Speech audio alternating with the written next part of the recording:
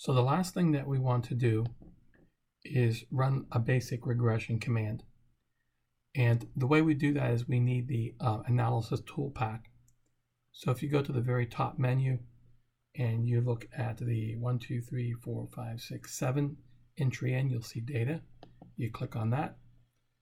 And if you have the data tool pack installed, you'll see the data analysis tab. If you don't, you want to Google data analysis Excel and it will show you how to do it. And you'll see a little pop-up menu and we'll choose regression.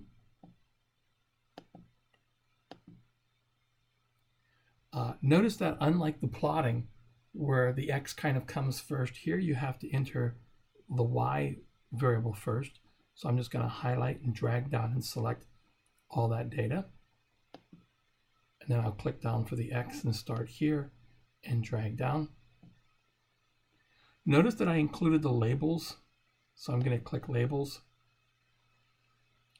I want to put the output, of which there will be a significant amount from regression, in the same sheet that I'm working on. So I'm going to click output range, click back here, and I'll just insert the output right below the data.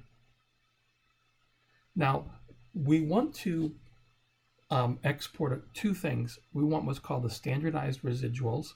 Those are going to be the things that we check the assumptions on. And we want this thing called a residual plot. And this is going to plot the residuals as a function of X. And that will be sufficient. And we're done. And so this is the residual plot right here that we're going to use to check the model assumptions. And this is the output from Excel. You can see there's a fair amount, and we'll go into that more in detail later.